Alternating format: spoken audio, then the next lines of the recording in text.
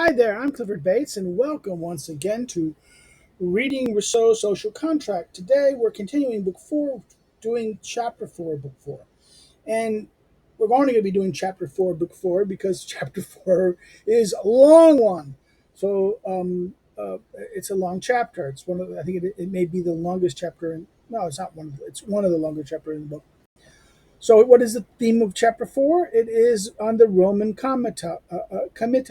This is the collective body. This is the body of all the citizens in Rome in that sense, right? So, let's go on to what he says.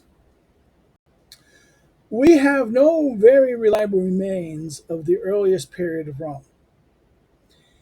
It is even highly probable that the most of what is related about it are fables. Now, the quote here the name Rome, which supposedly comes from Romulus's Greek, which means force, and name Numa is Greek too, which means law. How likely it is that the first two kings of that city had an advanced name so highly relevant to what they did, right? This is the idea this idea that the early Rome is um, myth and not things. He says Rousseau's note, like his epitaph of the Aeneid, implies that Rome was formed on violence rather than free consent. Compares government of Poland, chapter 2. Those who have seen in Numa only a creator of religious rites and ceremonies have sadly misjudged this great man. Numa was the true founder of Rome. If Romulus had done no more than to bring together a pack of brigands who could have scattered by a single setback, his imperfect work would have not been able to withstand the ravage of time. It was Numa who made it solid and enduring and united by uniting these brigands into a indissoluble body. Compare Geneva manuscript 1 6, especially book 2, chapter 4. For laws come before justice, not justice before laws. And although the history of Romulus and Numa may be fables, it is nonetheless reflects the true origins of Rome. This is Juvenal's edition. Editor Juvenal makes right. This is compare Montesquieu's dismissal of Numa's long and peaceful reign as an idea. Montesquieu, sorry, compare Montesquieu's dismissal of Numa's long and peaceful reign as an ideal for keeping Rome in a state of mediocrity. Consideration of the greatness of the Romans, chapters 1. And Machiavelli's discourses, Titus Livy 1, book 1, chapter 11. Again, this is differences of what Rousseau looks at Numa as a great person, and Montesquieu, and that does not, mediocrity, right? So therefore the fables. And in general, the most instructive part of the annals of the people, which its history of their establishment is the part that we know least about. Experience teaches us daily that causes that give rise for the revolutions. Experience teaches us daily the causes that give rise to the revolution empires. But since no more people are being formed, we have scarcely anything but conjecture to explain how they were formed, right? So this idea, we see revolutions, revolution empires, the causes of great revolution. We can see the experience teaches us daily of what gives cause to revolution of empires, breakdown of them. But how are people formed? This we have very scarcely little. This is the thing that we have very little any conjecture, and we have scarcely anything but conjectures to explain how they're formed.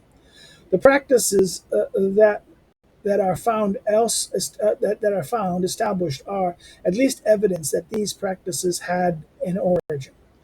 Traditions that go back to these origins, those supported by the greatest authorities and confirmed by the strongest reasons, should be accepted as the most certain. So we have to go by traditions, things, and that these authorities, and we've been accepted by the authorities with the strongest reasons that we should be accepted, right?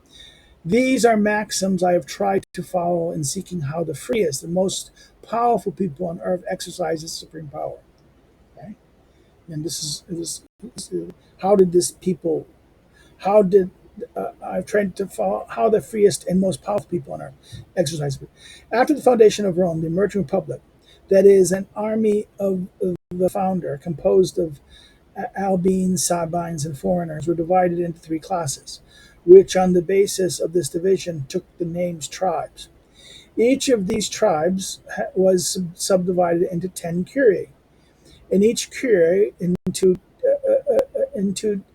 decuriae, at the head of which were placed a leader called curion and decurion. So therefore, this idea is that was divided into three classes, and on the basis of this division, took the names of the three tribes, and each of these tribes are divided into 10 curiae, and each curiae into divided into decuriae. So you had curions and decurions, right? Leaders of each one of these.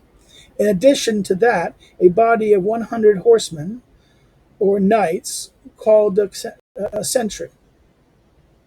100 horsemen or knights called a century were drawn from each tribe. So there's three knights, orders of knights, right? And can be seen. It can be seen from this that this division, hardly necessary in a market town, were merely military at first, right? There's no need for it. It is merely a market town. This division between knights, horsemen, in that sense, the first 100 of the century. This is okay. This is purely military at first, right? But it seems that the instinct for greatness caused the little town of Rome to flourish itself in advance with regulations suited to the capital of the world. This initial division soon gave rise to drawbacks. The tribes of the Albians, the Remenites, and the Sabines, the Tatenese, always remained constant, while that of the foreigners, the Lucri, grew continually due to the perpetual influx of new members, so that it soon grew larger than the other two. The remedy Severus found for this danger was to change the division and to substitute for one on the basis of race, which he abolished. In other words, instead of doing it in race, three tribes based on race, right? Which he abolished. Another drawn from the location in the city, occupied by each tribe. Instead of three tribes, he made four. Each of them occupied one of the hills of Rome and bore its name. So the four hills, the four tribes, and each tribe did this thing. Thus, while remedying the existing inequality, he prevented its reoccurrence in the future. So that anyone think of no new tribes coming in, there's going to be, and so that this division was not merely one of location, but of men, he forbade inhabitants of one quarter to move into another, which prevented the races from mixing together.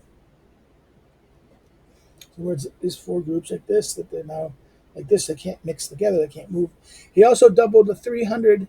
He doubled the three ancient centuries of horsemen and added 12 others to them. So he doubled the three ancient centuries, and doubled them. So three ancient centuries of horsemen now became 6, and added 12 to them. But still under the old names, a simple and judicious way by which he succeeded in distinguishing the body of knights from that of the people without creating substantive discontent on the latter, right?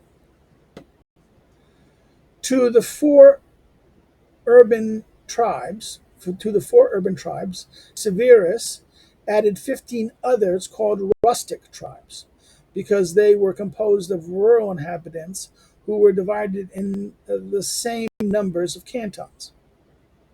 So they were divided, in other words, you had three urban tribes, and then 15 rural tribes, and divided into the number of cantons. Later, the same number of new ones was created, and the Roman people finally divided into 35 tribes, the number which they retained until the end of the Republic. So therefore, this tribal was the entity. This 4 urban, then 15, then the growing of the city as the entity grew larger. The tribal is cantons in that sense, right? This This distinction between town tribes and rural tribes produced an effect worthy of note because there is no other example of it because Rome owed to it both the preservation of its mores and the growth of its empire. It might be thought that the urban tribes soon aggregate, aggregated the power and honest in themselves and did not delay in degrading the rustic tribes. In other words, it might be thought that the urban tribes soon aggregated the power and honors of to themselves and did not delay in degrading those rustic tribes. The very opposite happened. The early Roman taste for country life is well known. They derived they derived it from the wise founder who combined rustic and military labors with freedom, and so to speak, relegated to the town arts, crafts, intrigue, fortune, and slavery. So the town was going to be what? Oh, the odious things, the crafts, arts, crafts, intrigues, fortune, and slavery. That is the military life, rustic and military labors with freedom in that sense, right? Thus, since all who were most illustrious in Rome lived in the country and tilled the soil, it became customary to seek the mainstay of the republic out only there. Since this condition that was that of the worthiest patricians, it was honored by everyone. So even the patricians out there were the worthy ones. These were, since the conditions was that of the worthy patricians, it was honored by everyone. The simplest and hard-working life of village people was preferred to that of the idle, lax life of the bourgeois in Rome. The bourgeois in Rome, and someone who would have had someone who would have been nothing but a wretched proletarian in the town became a respected citizen as a farmer in the fields. Oh my God! This is Victor Hansen. This is Victor Hansen. This is Rousseau is giving us Victor Hansen's argument. This is the agrarian republic. The agrarian, you get the agrarian republic in Rousseau. This is shocking. This is right from book 4 of the politics. I'm sorry, book 6 of the politics, even when he talks about the agrarian life. This is the defense of the agrarian aspect of it. This Someone who had been nothing but a wretched portrayal in town became a respected citizen as a farmer in the field. It was not without reason, said Varro, that our magnanimous ancestors established villages as a nursery of those robust and valiant men who defended themselves in time of war and nourished them in times of peace. Pliny says positively that these rural tribes are honored because of the men who composed them, whereas cowards who were to be degraded were transferred in dishonor to the tribes of the town. Okay? I'm not going to give you a note. This is a note in that sense, right? Again, this is very interesting. 122. Um,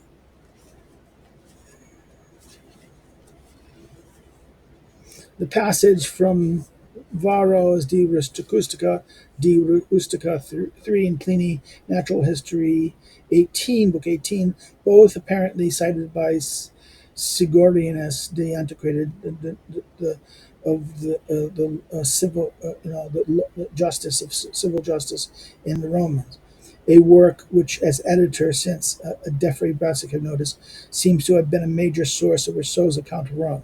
So this book by Sigorianus of this. For Montesquieu's account of the Roman main institutions described in this chapter, see concentration of the greatness of Rome. And as remarked in the editorial notes, the word town has been used throughout for the French word ville, both because Rousseau's attachment to the meaning, a similar meaning of city, translated as city, and because he refers to the urban agglomerate smaller than contemporary New York or Paris and Tokyo, right? So town is the ville, for the French word ville.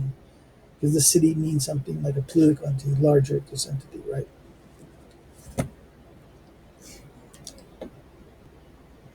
So when the Sabine Appius Claudius came back to settle in Rome, he was showered with honors there and inscribed with a rustic tribe, and inscribed in a rustic tribe which afterwards assumed the name of his family, the Claudius or Claudians.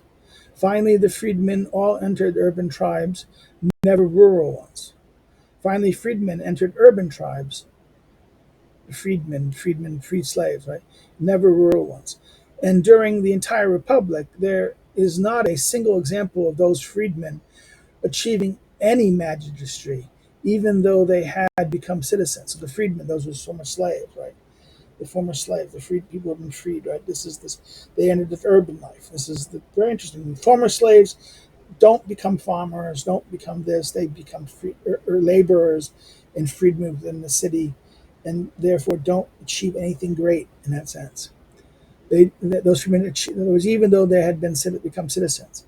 This maxim was excellent, but it was pushed so far that finally resulted in a change and certainly abuse of these regulations. So it went too far. It's a good idea, but it went too far things, and it resulted in a change that the urban people demanded more say. Right?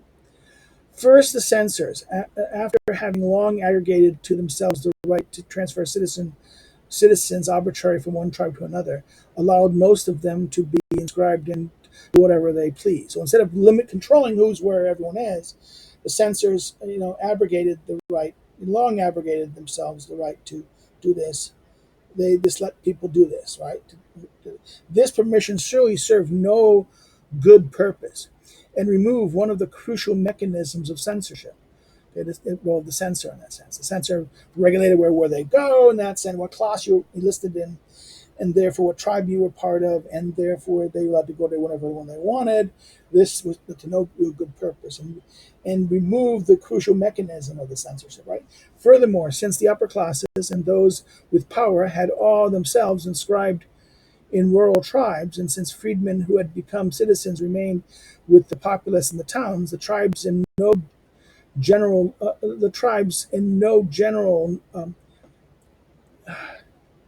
the tribes sorry not no sorry the tribes in general this in town tribes with the populace, the tribes in general no longer had either location or territory. Instead, they became so intermingled that it was no longer possible to discern the members of each except by the registers. So you couldn't know who they were. The tribes were the tribes. In other words, they became so intermingled you couldn't differentiate the tribes only by the paperwork, the registers. So that the idea of the word tribe shifted from property to persons, or rather almost, or rather became almost a myth. Became a myth. The idea, tribes was originally was property, the type of property you had, the rural tribe in essence versus the urban one, the kind of a thing of this. So moved from shift from property to persons, and because the persons so intermingled, they became a myth, right? And only the legal paperwork said it. It happened further that the town tribes, being closer at hand, were often the strongest in the comita, and sold the state to those who stooped to buying the votes of the rabble who composed them. So therefore, this is the danger of it. In other words, the tribes being closer at hand often were the strongest in the comita, uh, uh, uh, um, and therefore they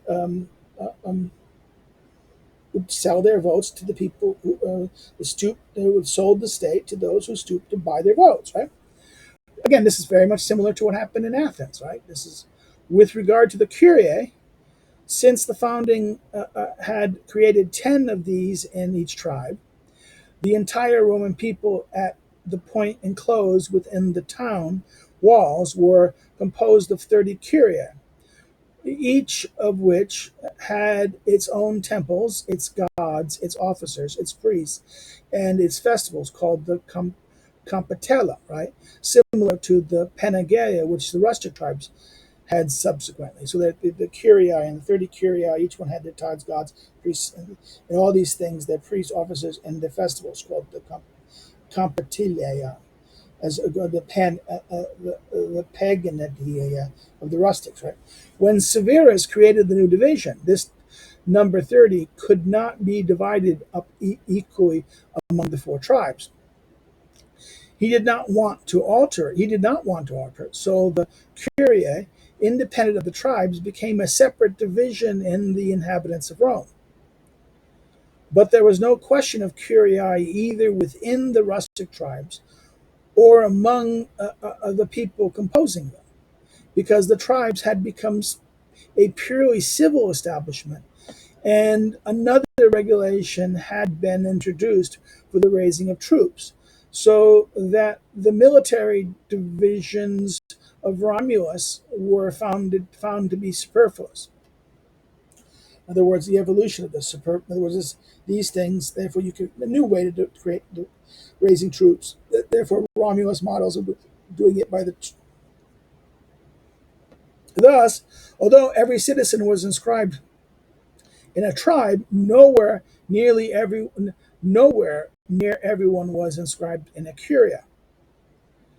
Severus created yet a third division, which had no relationship to the two preceding ones, and which, though in effect became an important one,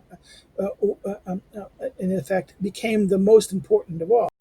He divided the entire Roman people into 6 classes, which he distinguished neither by location nor by personal attributes, but by wealth. So the 6 classes like this. So the next one is divided the whole people by not by. In other words, he distinguished it neither by location nor by personal attributes, but by wealth, so that the first class were filled by the rich, the last by the poor, the middle by the ones who had enjoyed a moderate fortune. The 6 classes were divided into 193 other bodies called centuries. So therefore, there's 2 bodies, so that the first classes were filled by the rich, the last by the poor, and the middle. So therefore, the first two. So there was really 3 in that sense, right? Well, the very rich, next very rich, higher moderate, the very low, next low, right? In other words, the 6 classes were divided into 193 other bodies called centuries. And these bodies were so distributed that the first class alone comprised more than half of them. So the first class of them had more than half of them. And the last one only one. So this was so these centuries were divided, and therefore the majority of them were in the first class, right? The first class composed more than half of them, and the last one only one. Thus it was that the class that was least numerous in men was most numerous in centuries, and the entire last class counted only as one subdivision, even though alone it contained more than half the inhabitants of Rome. So this is the other division that Severus does, and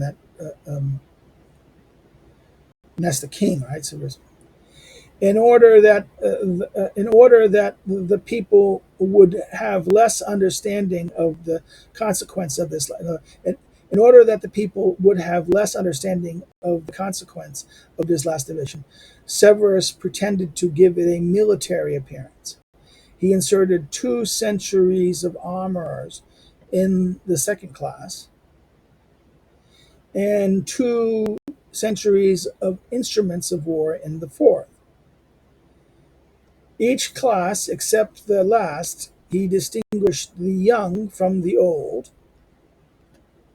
So the last class, every other class was distinguished between the 6 classes. The last class, no distinguish between the young and the old. That is, those who were obligated to carry arms from those whom age is exempted by laws. A distinction which, even more than that of wealth, produced the produced the necessity of frequent redoing of the census and remuneration, right? Finally, Severus wanted the assembly to be held on the Campus Marius, and all those of military age to come there with their arms. So, therefore, the Senate wanted the assembly to be held at Campus Marius, and all military age men to come there with their arms. The reason he did not follow the same division of old and young in the last class is that the populace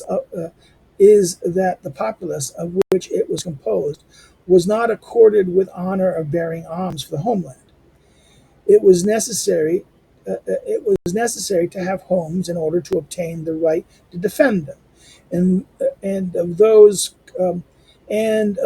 counted countless troops of beggars who today adorn the armies of kings, were there would not have been one, perhaps, who would not have been disdainfully run out of a Roman cohort when soldiers were um, uh, who would not have been disdainfully run out of a Roman cohort when soldiers were the defenders of freedom. So this is the soldiers, and therefore the lowest class, the lowest things, who did not own any property, did not have any property or things. They were not obliged to, they were not honored. Therefore, the idea of you only people who were citizens and who had resources were expected to defend the homeland. These people were not, in that sense. It was not honorable for them to do it.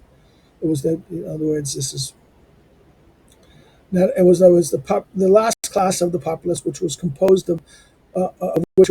was not accorded with the honor of bearing arms for the homeland, because it was necessary to have homes in order to obtain the right to defend them. And those countless troops of beggars who today adorn the armies of kings there would not have been one, perhaps, who would have not have been disdainful of this right idea. However, there was still one distinction made in the last class between the proletarians and those called the Capicici, the Capicici, the proletarians and the Capicici. The former, not completely destitute, at least gave the state citizens, and sometimes even soldiers when needs were pressing. So, the proletarians, and between the proletarians, the former proletarians still gave the citizens, and some even soldiers when the needs were pressing. As for those who had nothing, whatever, or who could be counted only by their heads, they were regarded as completely worthless, and Marius was the first who deigned to enroll them. So it's Marius, the reformer, prior after the Punic Wars, sort to use those as, and the idea of he hired them, the Marius reform in that sense, right? Enroll them without deciding here if this third type of annulment was good or bad in itself. I think it, I, I think I can assert that it was only made practicable by the simple mores of the early Romans, their disinterestedness, their taste for agriculture, their disdain for commerce, and for the desired profit. There was a disdain for commerce and the disdain for the desired profit. That this is what made it was simple mores. They're simple mores of the Romans, and their disinterestedness, their taste for agriculture, their disdain for commerce, and the desire for profit. Right, where their distaste for and for the desire of profit. Where is the modern whereas I think where I think that's an as I think that's a typo in the text. Whereas the modern people who, devouring greed, uneasiness of mind, intrigue, continue moving about in perpetual revolutions and fortune, would allow such as uh, uh, no, where is the modern people? Okay, now it makes sense. Where is Where is? Where is the modern people whose devouring greed, uneasiness of mind, intrigue, continue moving about in perpetual revolution and fortunes would allow such an establishment to last for 20 years without overturning the whole state? In other words, the modern people who with their devouring greed, uneasiness of mind, their nature to intrigue, they're continually moving about in perpetual revolutions and fortune. They could not tolerate 20 years of such a ordering of class. It must also be carefully noted that the Moors in censorship, which were stronger than this, in other words, it must also be noted that the Moors in censorship, the Moors, right, and the constraining of maintaining of those Moors, the censorship of those Moors, which were stronger than this institution, corrected its vices in Rome, and that a given rich man could find himself regulated to the class of the poor if he made too great a display of his wealth. In other words, if he was trying to show his wealth off and like this rich man, well, then he was part in that last class. So it wasn't mere wealth. It was this idea that you had this obligation of service. So therefore, you became your mores, your habit, your character. As, even though wealth was the basis that they based it on, this is that idea that in the Moors in censorship made it that corrected this vice by what? Given that a rich man could find himself relegated to this class of the poor if he made it, right? From this, it was easy to understand why mention is almost never made of more than five classes, even though that they were really six. The sixth, since it furnished neither soldiers for the army nor voters at the Campus Marius. I say Campus Marius because it was there that the Comitia was assembled by centuries. Uh, it, uh, in the other two forms, the people assembled at the Forum or elsewhere. Then the Capac Sensei had as much influence as the authority as the first citizen. So the other forums, where the people assembled at the Forum or elsewhere, and then this last class had as much influence and authority than the first citizen. Almost no, in other words, since it furnished the voters and almost no voters at the Campus Marius, and was of almost no use to in the Republic, was rarely counted for anything. Such were the different divisions. Again, this is the poor, the very poor, the powerless. The weak. They were not counted as they weren't required to work, serve, and they weren't merited or anything. They didn't count it, and they had only one voice.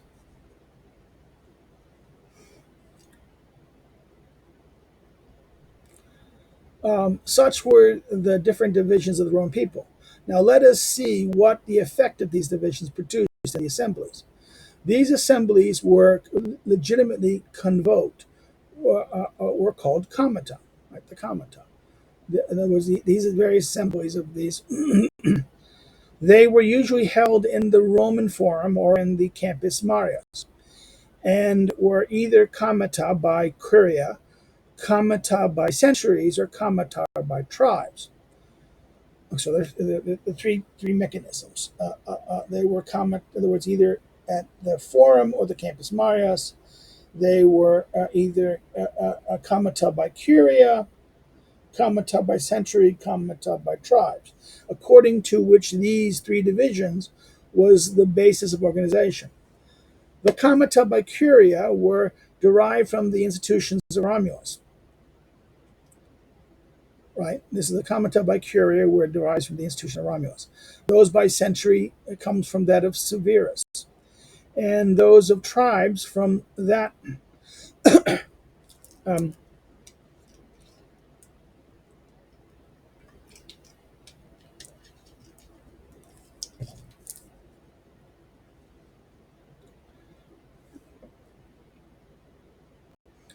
and those by tribes from that of from the tributes of the people. No law received sanction. No magistrate was elected except in the comita. Since there was no citizen who was not inscribed in a curia, in a century, or a tribe, It follows that no citizen was excluded from the right to vote, that the Roman people was truly sovereign by right and in fact. So, in other words, in other words, no law received sanction, no magistrate was elected, except in a comita. And since there was no citizen who was not inscribed in a curia or century or a tribe, right? It therefore followed no citizen was excluded from the right to vote, and that the Roman people were truly sovereign by right and fact. Three conditions had to be met in order for the comita to be legitimately assembled, and for what they did to have the force of law. First, the body or magistrate who convoked them had to be invested with the necessary authority to do so. So, the body or the magistrate who convoked them had to be invested with the authority to do so. Second, the assembly had to be held on one of the days sanctioned by law. And third, the auguries had to be favorable.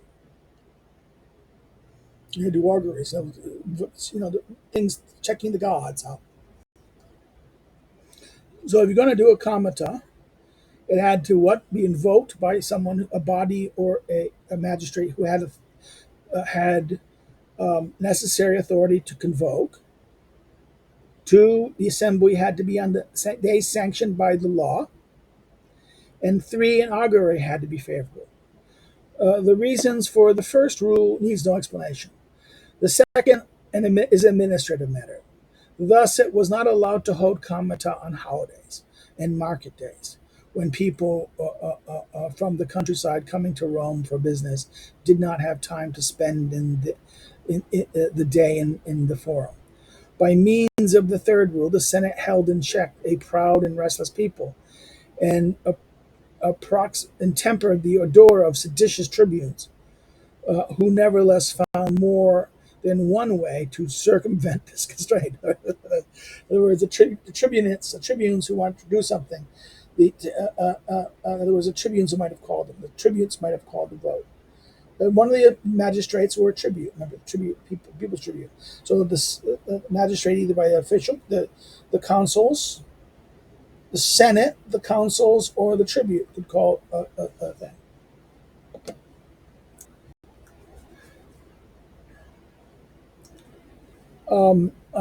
So therefore, even though the third was a mechanism to held the Senate in check, the Senate, in other words, by means of the third rule, the Senate held in check a proud and restless people, and approximately tempered the ardors of the seditious tribunes, right?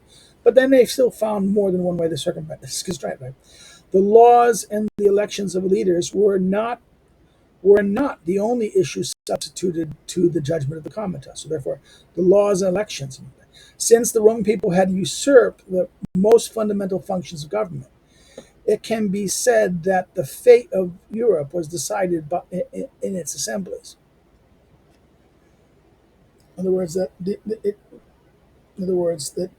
not only the laws in this were not only issues substituted this, but other decisions, major decisions. Since the Roman people had usurped the most important functions of government, it can be said that the fate of Europe was decided in the assemblies. This variety of objects gave rise to the different forms these assemblies assume according to the matter to be discussed, right? So therefore, in other words, the various objects, what's being done here,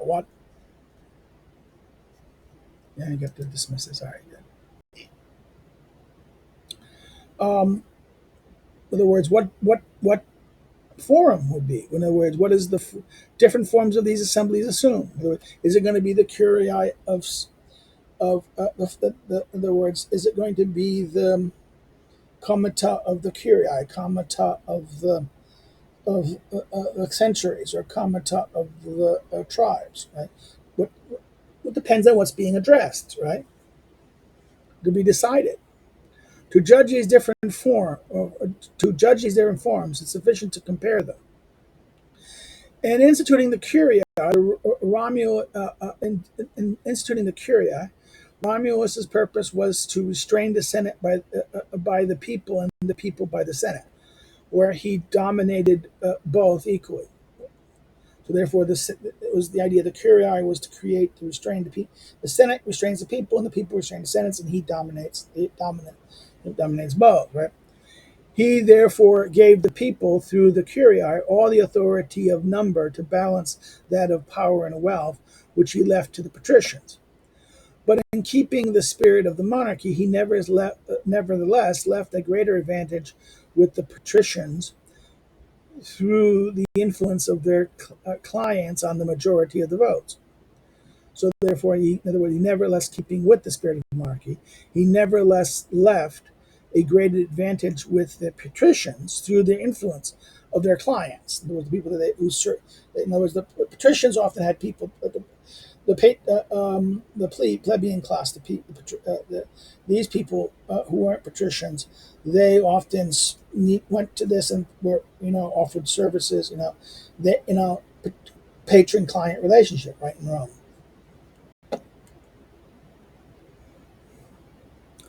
So they would influence the majority of their clients on the majority of the votes, right?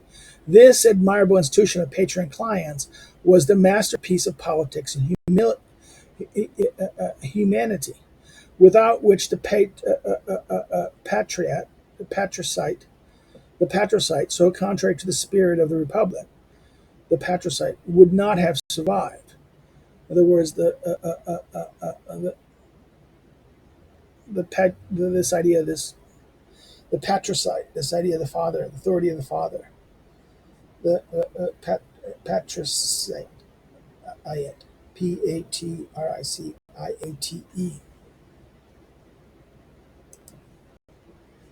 Yeah, this means literally the status of class, an order of status, an order of rank, patricians, right?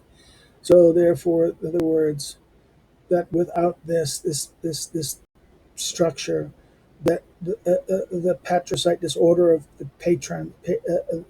the patrician class being still so contrary to the spirit of the republic, would not have survived without this patriot client structure. The patriot client structure, the republic, without the patron client relationship, the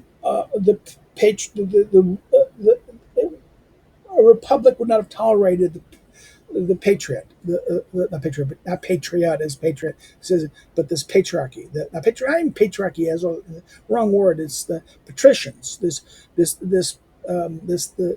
patriate. That is the kind of reign or the order of the of these patricians, the highest order, the nobles, right? Rome alone had the honor of giving the world this fine example, which never led to any abuse, yet has never been followed. In other words, this is interesting. The Roman this idea of this class system where there was this patron-client relationship. Now we can see that now some of this we see this in. This is something in comparative politics. We're talking in Southeast Asia and things like this. We see playing, but often modern democratic theory hates this. They want to destroy this. So Rousseau would not necessarily. I mean, I'm thinking, what would Rousseau say to someone looking at the developing world and they saw this patron-client relationship occurring in the environment?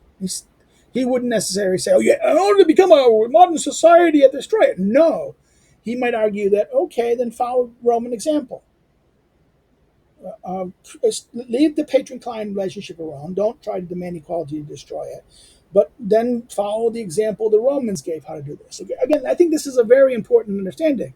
I think even Rousseau here, looking here, this is where political theory, a close reading of political theory, gives correction to a lot of nonsense we learn in comparative politics or developmental politics. Only if people actually closely read Rousseau didn't. The problem is most people superficially understand Rousseau. This kind of, oh, democracy, that means everything has to be equal. No, Rousseau does not argue this. That's why they ignore.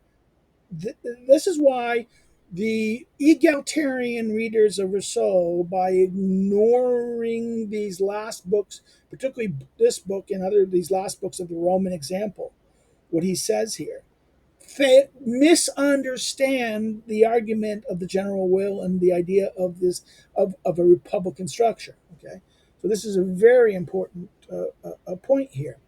So that in other words, that the Romans alone had been given the world finest example of how to make a patron-client system compatible with republican form.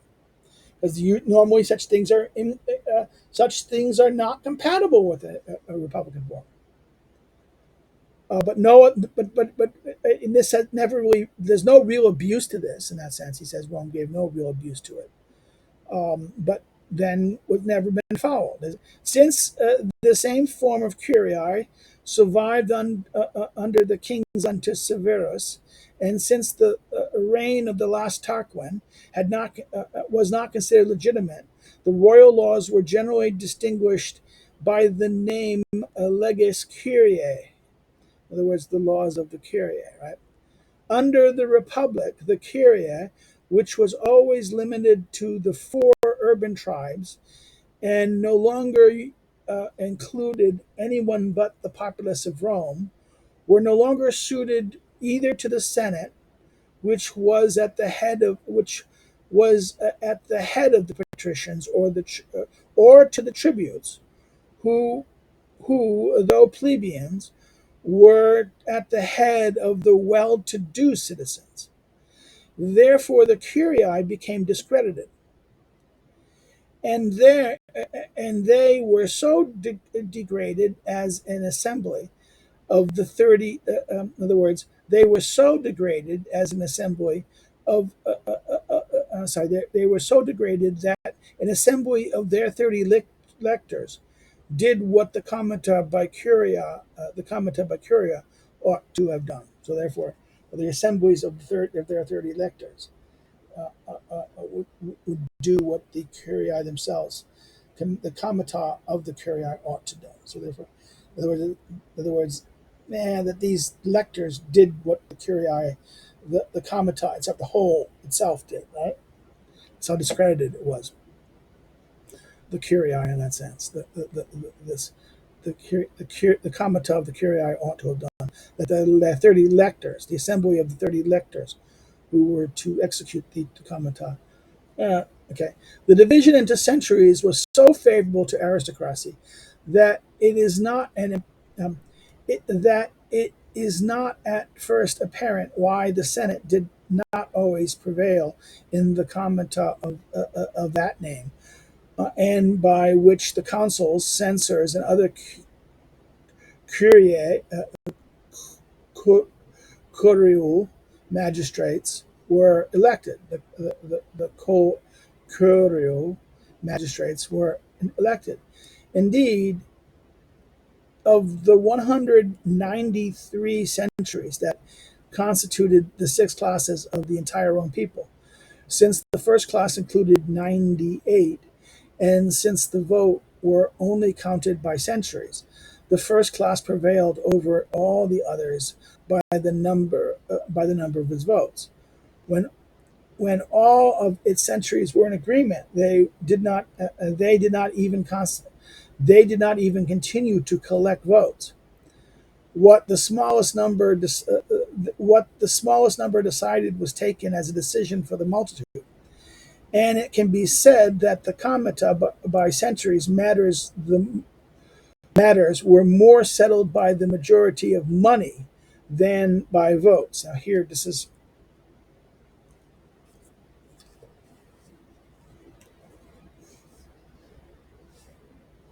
so the comitia by curiae ceases being relevant after the Republic. Once you go into the Republic, because it only remained the curiae only existed in terms of the original four curiae that were created in the early Republic, and that and was not maintained in the rural areas. Okay, so therefore that's in that. So therefore, it became discredited in that sense, right? It didn't become relevant and was relegated, not discredited. But the centuries were almost permanent. The aristocracy, the rule of the patricians, this was, it worked. Look at 123. Rousseau's awareness of the bias in favor of wealth in the Roman century should be underlined, especially since he adds that they represented all the magistracy of the Roman people, whereas the Comitia by tribes, albeit favorable to popular government, failed to include the Senate and the patricians. Despite his egalitarian principles, Rousseau knew the impossibility of avoiding some degree of social inequality in a complex society. For example, see the process to which Rousseau refers, at least at the end of the Republic. Now, see Lucy Ross Taylor's Party Politics of the Age of Caesar, University of California Press, 1961. Okay, so let's continue. But this extreme authority was tempered by two ways. First, since usually the tribunes and always a large number of plebeians were in the class of the rich, they balanced the credits of the patricians. They balanced the credits of the patricians in this first class. So therefore, in other words, since the usually the tributes and always the large numbers of plebeians were in the class of the rich, they balanced the credits of the plebeians. So there were a lot of tributes and rich people in there, and that they may actually kind of balance that of the first class, right? Second, the second way was as follows. Rather than have the century start to vote according to their order, which would have meant that the first always began, the century was drawn by lot, and that one alone proceeded with the election. So the century started lot. After this, all the centuries were called on another day according to their rank, repeated the same election, and usually confirmed it. Thus, the authority of example was taken away from rank and given to lot, in according with the principle of democracy. Therefore, the century was chosen. In other words, one century was chosen by lot, and that one alone proceeded with the election of this thing. And after this, all the centuries were called on another day, according to their rank, and repeated that same election, and usually confirmed it. Right? This practice produced still another advantage, which was that the citizens from the country had time between the two elections to inform themselves of the merit of the provisionally named candidate, so they could vote knowingly. But on the pretext, of spree, this practice was finally abolished, and the two elections were held on the same day. So therefore, the idea originally was gave time, but then what happened was these two then were held at the same day. The commentator by tribe were usually the commentator by tribes were really the councils, really the council of the Roman people. So the commentator by tribes were really the council of the Roman people. They were convoked only by the tribunes. The tribunes were elected and had their plebiscite passed in them.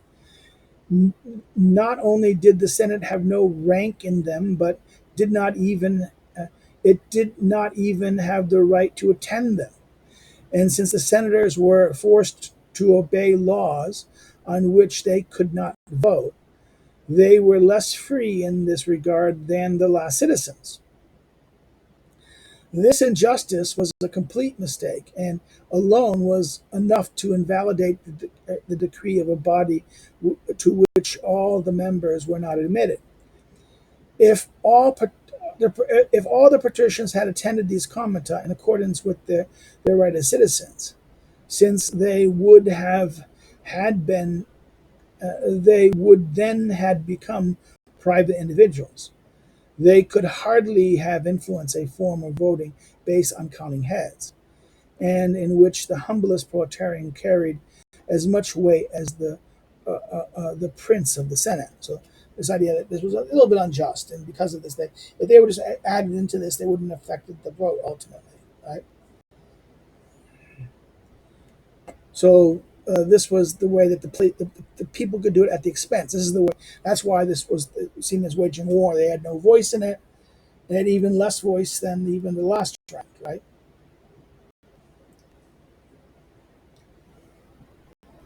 That if only if they were you just included them, it wouldn't have hurt the process, Rousseau suggests. Thus, it can be seen that apart from the effects of these various divisions on the way the votes of such large people were collected, these divisions cannot be dismissed as in themselves indifferent, because each of them had each because each one had an effect had effects related to the attitudes that it favored. Without going into great detail about this, the foregoing clarifications indicates that the Kamataba tribe were the most favorable to popular government, and the Kamatabai centuries by aristocracy. With regard to Kamatabai curia, where the Roman populace alone formed the majority, since these were only good for favoring tyranny and evil schemes, they inevitably fell into disrepute, and the seditious themselves abstained from a means that overly exposed their projects. So they didn't engage in that. In other words, this is the danger. If you relied on the Comitat by century, this was always going to be the city, only the urban populace itself. The only whereas the populace of Rome alone from the majority, these only were good for favoring tyranny and evil schemes. This is why again. This is again This is the rejection. In other words, this is the difference between the Athenian assembly, which tended to overprivilege the urban town voters, and the assemblies we got to the assembly, and therefore this is why the urban democracy tended to be the bad democracy, right? The Roman model didn't you had that model, but they didn't use it, right? It is certain that all the majesty of the Roman people was found only in the Comitia by centuries, which alone were complete, since the Comitia by curiae lacked the rustic tribes, and the Comitia by tribes lacked the Senate and the patricians. As for the matter of collecting the votes, among the early Romans, it was simply Roman. It was as simple as their Moors, although less simple than the Spartans. Each person voted aloud. A registrar wrote down the votes as they were given. A majority of votes within each tribe determined the vote of the tribe. A majority of votes among the tribes determined the vote of the people. And the same was true for the curiae and centuries. This practice was good as long as honesty prevailed among the citizens, and each was ashamed to vote publicly for an unjust opinion and an unworthy subject. In other words, you had to say aye, you had to vote publicly, or maybe you divide. You go into, you go yes, you vote yes, you go here, and there, you separate, right? So one way you could vote by voice, or you vote by separation, right? And this was good as long as people were honest, as honesty prevailed among the citizens, and each was ashamed to vote publicly for an unjust opinion or an unworthy subject. But when the people became corrupt and votes were bought, it was agreed that voting should be done in secret in order to restrain buyers by distrust, and provide scoundrels with the means not to be traitors. In other words, secrecy. As it, in other words, when they were simple, when their mores were good and simple, you could have public voting. But when they became corrupt, in other words, when the people became corrupt and votes were bought, right? Then what could happen? Then you want secrecy. Why? Because this restrains the buyers, right? Because you don't know whether I'm voting for you or not. I voted for you. You lost. And then it provides scoundrels with means not to be traitors, people who took the money but not be traded. They know this is wrong and they'll vote against it, right? I know that Cicero blames this change and attributes to it in part to the ruin of the Republic, right? Um, 124. Cicero Laws de Legibus 3, chapters 15 and 7 to 17, right? To which Montesquieu had referred in the Spirit of the Laws, Book 2, Chapter 2, on the secret ballot, which is, of course, generally practiced in modern democracies. Compare editorial note 46, right? You know, 40. Let's go all the way to 46. Let's do this.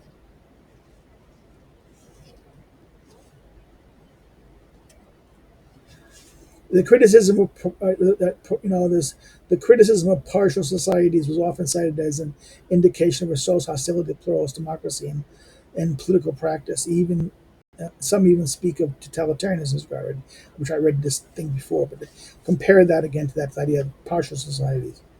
Um, 124. Um, on Rousseau's judgments concerning the change of Roman laws, compare Machiavelli Discourses, uh, uh, uh, uh, Book 3, Chapter 24, Chapter 26. Uh, uh, uh, uh, so I think Machiavelli's favorite. Rousseau kind of, I think there's a difference between the two. I think Machiavelli, if I remember correctly, there kind of, he doesn't agrees with, because I know Cicero blames this tributes to the ruined republic. But although I am not aware, although although I am aware of the way Cicero's authority should carry on this point, I cannot share his opinion. I think, on the contrary, that the downfall of the state was hastened because more changes of this sort were not made. Just as the regimentum of healthy people is not suited to the sick, one must not want to govern a corrupt people by the same laws that are suited to a good people. In other words, you have to judge. In other words, you needed new laws. You couldn't, this was in other words, you needed. It didn't fall because the state was hastened because changes of this sort were not made. Other changes of this sort, like in other words, you couldn't do this. You couldn't rely on the old rules. In other words, this the voting practice. No, you had to change the vote of secret voting because if you didn't, just as the remnant of a healthy person is not suited to the sick, one must not want to govern a corrupt people by the same laws that are suited to a good people. Nothing proves this maxim better than the restoration of the Republic of Venice, the semblance of which still exists uniquely because its laws are only suited to wicked men. In other words, their laws are designed because they know that their people are corrupt, so their laws deal with corrupt people. You have to, in other words, if you have corrupt people, you must have laws that understand the corrupt people and counter them, or at least not be opposed. In other words, don't make them do too much beyond what they want to do. In other words, you have to make good laws require you understand the nature of the thing you're reacting against. Thus, ballots were distributed to the citizens on which each one could vote without others knowing his opinion. So this is the later thing. New formalities were also established for collecting the ballots, counting the votes, comparing the numbers, etc. All of which did not prevent the fidelity of the officers in charge of their functions. The custodi, the distributor, the regatus suffrage. These are the different officers, right? These functions. The custodians, the distributors, and the regatores of the suffrage, the vote, right? The people counted them from being suspected. In other words, okay, maybe they interfered with it. Finally, in order to prevent intrigue and the buying of votes, edicts were passed whose numbers demonstrate their uselessness. In other words, they passed things preventing these things. In other words, preventing intrigues and doing votes. You have to understand the corruption. In other words, the more and more of these edicts that were passed only demonstrate their uselessness. In that sense, he says. Towards the end, it was often necessary to have recourse to extraordinary expedients to bolster up the inadequacy of the laws. In other words, extraordinary expedients, like means. Sometimes miracles were invented, but this means, which could fool the people, could not fool those who governed it. So, in other words, extraordinary expedients were bolstered in order to the adequacy of the laws. Right? So, for miracles would convince the fools, but to fool the people, but not fool the government, those who governed it. Sometimes an assembly was convoked suddenly before the candidate had time to arrange their intrigues. Sometimes an entire session was consumed by talk. Then it was when it was seen that the people was won over and ready to make a bad choice. In other words, sometimes an entire session was consumed by talk when it was seen that the people was won over and ready to make a bad choice. And finally, ambition eluded everything. But finally, ambition eluded everything. In other words, came up, moved everything in that sense.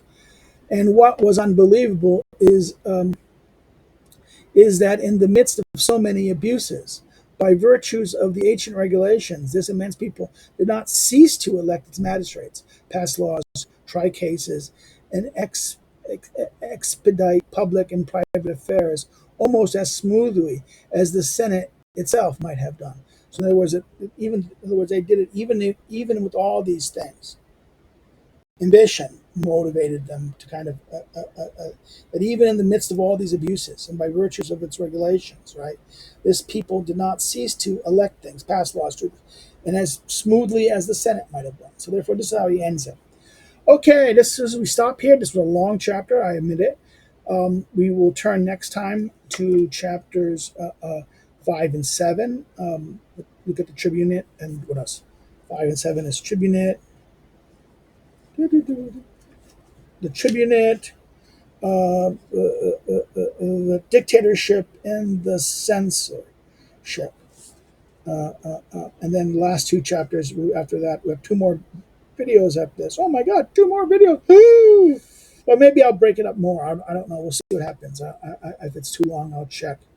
But we'll end here. If you have any questions or comments, you have comments, questions, or issues, or you want you need to explain something some more, or you don't understand something, or did you like something, you want to make a comment about this.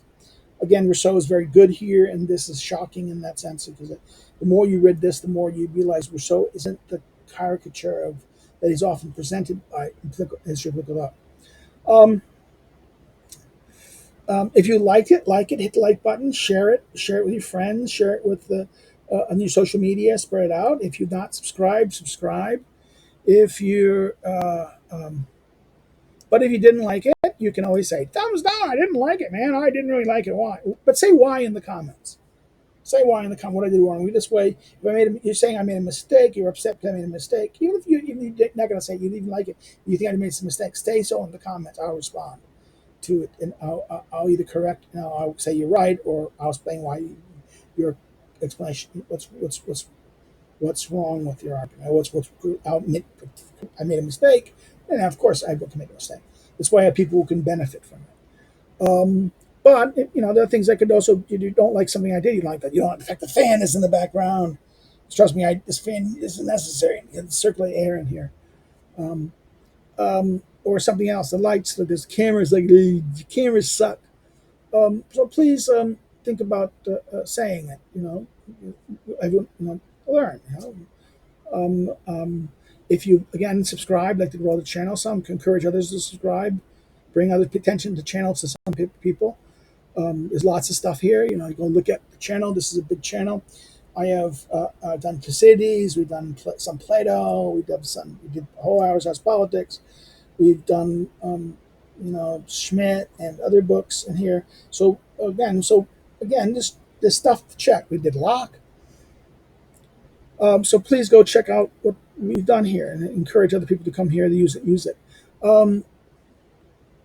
If you want to follow me on social media, the links are below. The links to my social media links are there. Follow me on social media. If you want to, you can also check me out on my academic social media, different various types of academics, so to see my scholarship and to see more about me as a scholar. Is what I do. You can also, next thing you do is that if you want to help me to do what I do, you can do so by becoming a member through Subscribestar and Patreon. But I wish there was other ways. I don't. Of course, people say, what do you do? You just do these things. Well, I don't get. You're not doing anything special for me. It would be nice, people do are free riders. Most people are free riders in that sense. I understand. But this way you can help. That's one way you can help. It would be nice. Another thing you can do is you can buy one of my books listed below. To be honest with you, if you're interested in Aristotle's politics, the Lulu book would be the best because I get the most money from that, right? So, well, that's that. Um, that's that in that sense. Um, Another way you can do is, like I said, buy the book, and that's a way to help. Um, Again, this goes. We have these two more videos. These are going to be Monday, Wednesdays. Monday, Wednesdays, where we're continuing Schmidt. Schmidt will take longer because Schmidt is a bigger book and it's going to be going longer. I'm wondering what I will do next in Rousseau. I might do Rousseau's. I might have to break up Rousseau's. Look at Rousseau's political economy essay, the essay on political economy for um, the encyclopedia, which is very important, but it's rather long. It's not super long. It's not as long as the social contract, but it's long enough that I might have to break it up into two, and it's not divided in a logical way. So I'll just have to make an arbitrary division for it. We'll stop here in that sense. Again, s- uh, um, thank you for being here. Thank you for joining it. And see you later. See you again soon. Take care. Bye bye.